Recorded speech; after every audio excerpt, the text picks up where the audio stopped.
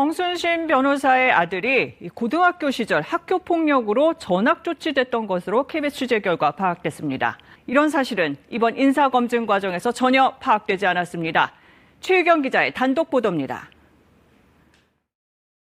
2017년 한 유명 사립고에 입학한 정순신 변호사의 아들은 동급생 A군을 1년 가까이 괴롭혔습니다. 아마 계속 집단 따돌림의 우두머리 역할, 언어폭력 이런 걸 굉장히 오랫동안. 결국 학교폭력위원회는 이듬해 3월 정군의 전학을 결정했습니다.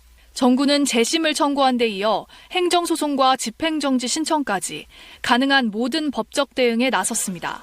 경찰청은 이번 인사검증 과정에서 이 같은 상황을 전혀 파악하지 못했습니다. 정 변호사는 KBS에 자식의 일에 대해 죄송스럽게 생각한다. 실종자 수색에 동원됐다가 급류에 휩쓸려 숨진 고 최수근 상병. 당시 해병대가 다른 구조기관과 협의했던 것과 달리 무리하게 장병들에게 물속 수색을 지시한 사실이 MBC 취재 결과 확인됐습니다. 최 상병이 속한 해병대 1사단이 가져온 장비는 삽과 곡괭이가 전부였습니다. 수사 결과는 이종섭 국방부 장관에게도 그대로 보고됐고 결재까지 받은 것으로 MBC 취재 결과 확인됐습니다. 박 전 수사단장은 국가안보실이 수사 초기부터 이 문건에는 윤석열 대통령이 거론돼 있습니다. 장관이 결재를 번복한 그날 오전 대통령실에서 있었던 일에 관한 얘기입니다. 윤 대통령은 그러면서 국방부 장관을 연결하라고 한 뒤 이런 일로 사단장까지 처벌하게 되면 대한민국에서 누가 사단장을 할 수 있겠냐고 질책했다고 돼 있습니다. 이런 내용을 전달하는 게 맞나요? 장관님, 이 얘기를 어디서 들으셨습니까?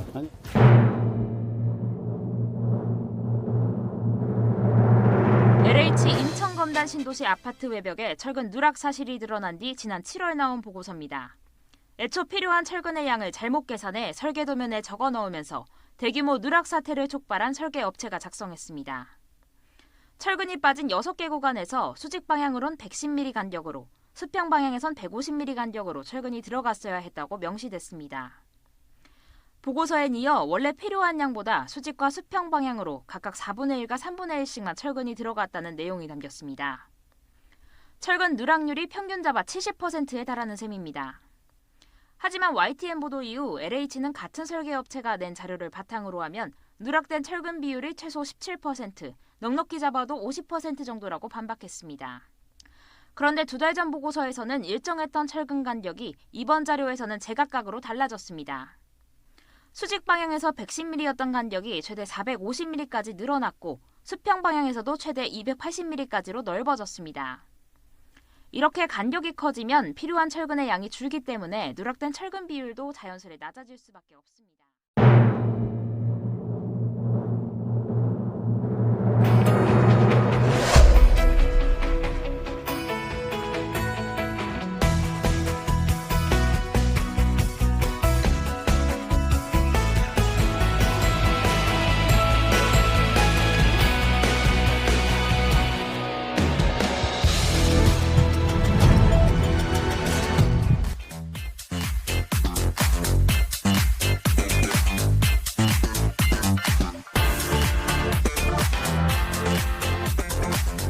굉장히 기네요.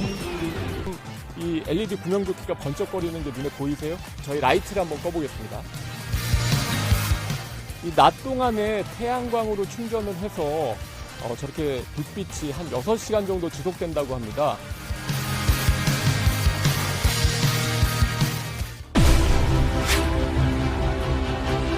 이 규격에 맞춰서 제작을 했기 때문에 사람이 매달린다고 하더라도 떨어지거나 할 그럴 염려는 없다고 합니다.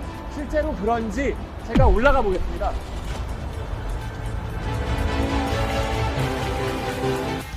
왜 이렇게까지? 없는 거예요, 진짜. 아니 왜 그렇게까지 하셨어요? 저희는 이제 안정성을 위해서 좀. 왜 그렇게까지 출연하려고 하셨습니까? 사명감이.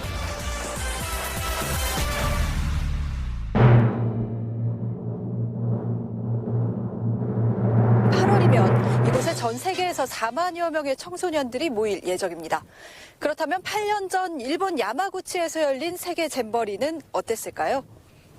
이렇게 걸을 수 있는 곳이 있는가 하면 이렇게 푹푹 빠져 쉽게 나오지 못하는 곳도 많습니다. 행사가 목적이 아닌 농지를 만드는 목적으로 농지 기준의 배수 기준을 적용했고 기울기가 거의 없이 평탄화하는 바람에 배수 시간이 지체되는 구조적 문제가 있다는 겁니다. 잼버리 부지는 보기와 다르게 법적인 의미에서 땅이 아닙니다. 바다를 다 메워놓고도 아직 완벽한 준공 절차를 밟지 않았기 때문입니다. 국가 소유의 공유수면, 한마디로 바다라는 뜻인데 잼버리도 법적으론 바다에서 열린 셈입니다. 그런데 이번엔 기준에 한참 못 미치는 10살짜리 어린이까지 참가시킨 사실이 추가로 확인됐습니다. 버젓이 2013년생에 대한 참가 승인이 이루어져 있습니다. 어떻게 이런 일이 가능했을까? 건강한 청년들이 군대에 가지 않도록 도와준 혐의로 직업군인 출신의 병역 브로커가 구속됐습니다. 구 씨는 최근 병역 면탈 방법을 알려준 혐의로 구속 기소됐습니다. 의뢰인들에게 뇌전증 진단으로 면제받는 법을 알려준 것으로 조사됐습니다. 신경계 질환 중 하나인 뇌전증을 병역 회피에 악용했는데 의뢰인이 구체적 방법을 궁금해하자 병원 의사들을 지속적으로 관리하고 있다고 했습니다. 구속 기소된 브로커 구모 씨와 같은 분들은 엄하게 처벌을 받아야 한다면서 본인이 확보했던 녹취 파일을 저희에게 제보해왔습니다. 자신을 이 분야 최고 전문가라고 소개하며 현역 입대를 피하는 방법을 설명하기 시작합니다. 방법을 알아요. 제가 시킨 대로 하면 사료 먹을 왔으면. 뇌전증으로 군대를 가지 않게 해주겠다는 병역 브로커의 호언장담은 합동수사팀 수사 결과 사실로 드러났습니다. 체육계 전반에서 확인됐고 의사와 의대생, 영화배우 송덕호 씨와 래퍼 라비, 나플라 등도 포함됐습니다.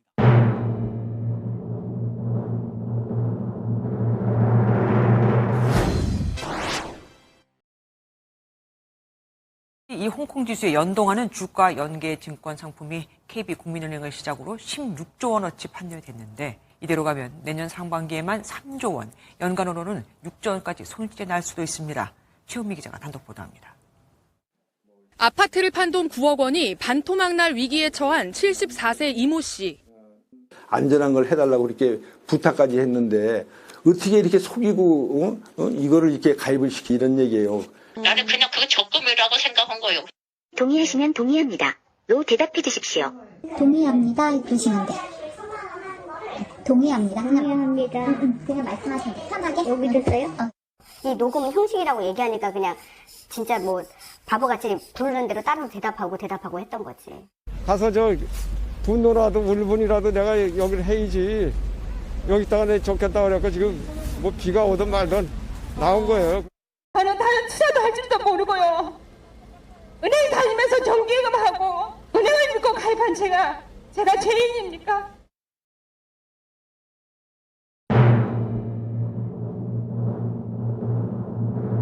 당시 3만여 명이 목숨을 잃고 가옥 4만여 채가 불탄 제주 4.3. 살아남기 위해 고향 땅을 떠나 일본으로 밀항한 제주도민들은 먼 타국에서도 차별과 혐오에 맞서 꿋꿋이 삶을 살아냈습니다.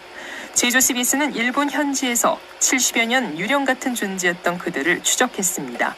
오늘의 첫 순서로 삶과 죽음의 경계를 넘은 4.3 밀항인을 고상현 기자가 보도합니다. 70여 년 전 4.3 당시 미군정과 이승만 정부는 제주도를 빨갱이 섬으로 규정하고 무자비한 초토화 작전을 진행했습니다. 남녀노소 가리지 않고 3만여 명이 희생됐는데 제주 인구 10%에 해당합니다.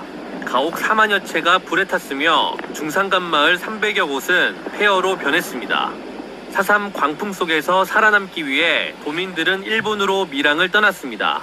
4.3 당시 마을이 불타고 큰형을 잃은 93살 박명식 할아버지입니다. 이런 많이 거죠.